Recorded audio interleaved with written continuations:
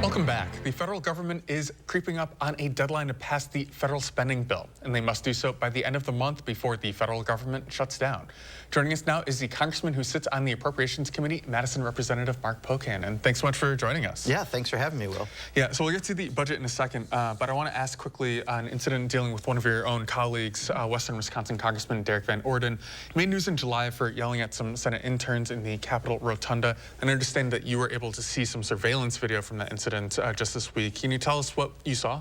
Yeah, the incident happened like late July, but Derek Van Orden apparently had a party in his office. There were pictures of lots of liquor and beer bottles, and then I did a midnight tour with some of his constituents, and at that time he went and berated some teenage Senate pages and swore at them, and we knew there was more to the story than he was telling us, because he was saying it was because he thought the ground was sacred because Civil War hospital was on that location.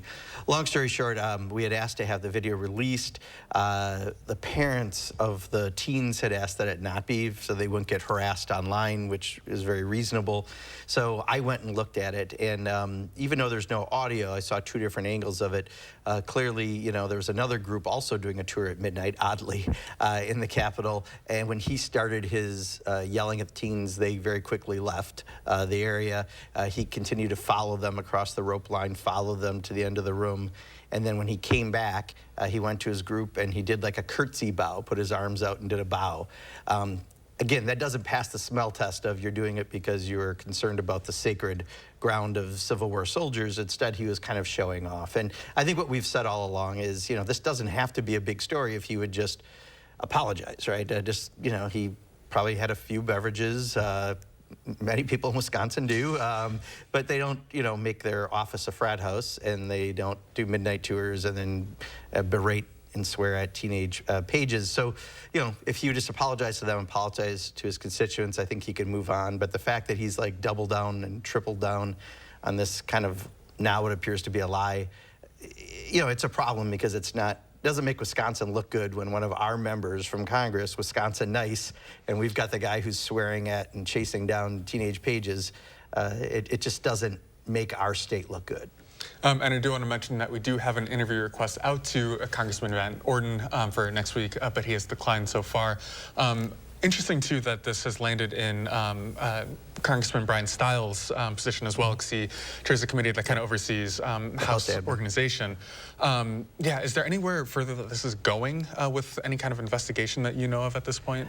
Not that I know of. And to Brian's credit, no one told us we couldn't release it, right? It was just something where when we heard that's what the parents had requested, that is in the best interest. They've already been harassed once. We don't need additional harassment. But it is something that, again, is it the biggest issue, what we're facing in Congress right now? No. However, should a member from Wisconsin especially show that, Wisconsin Nice actually means something? Yes. Well, let's turn now to one of those bigger issues facing Congress right now with the federal budget. We are close to we are coming up on that deadline for September 30th to get that deadline struck. Understanding that we're probably not likely going to see a full budget, some kind of continuing resolution. How close are we to any kind of deal? Literally, I would say normally something changes daily. It changes hourly on what the plan is going to be. So Kevin McCarthy is having a hard time getting his caucus to agree. When he became Speaker, one of the things that he committed to is that he would only get things done with the votes of his majority, which only is a 5-seat margin. That's screwed up for a lot of reasons, because you should try to get things done in a bipartisan way.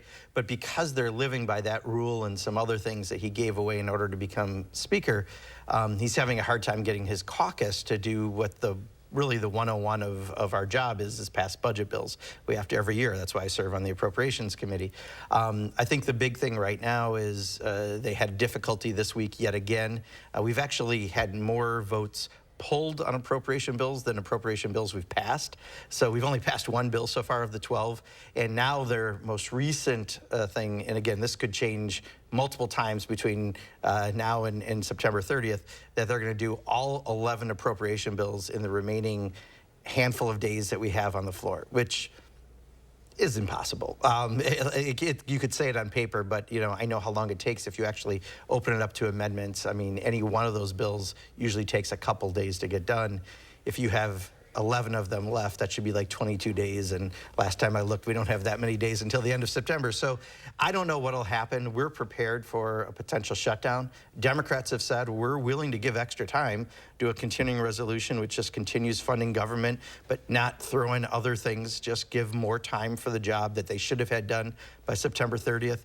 But they don't seem to want to come and get our votes. They're not asking us. And we're willing to do what it takes to make sure we don't have a shutdown, but their budgets are so extreme. They put in these riders around abortion and pride flags and diversity, equity, and inclusion that are going to go nowhere, but they threw them in and they're insisting on that. They broke the deal on the debt ceiling 2 weeks literally afterwards, and they're marking budgets to 22 levels. I mean, just the ag budget alone for Wisconsin, a 30% cut. They funded to 2007 levels, and we're in 2023.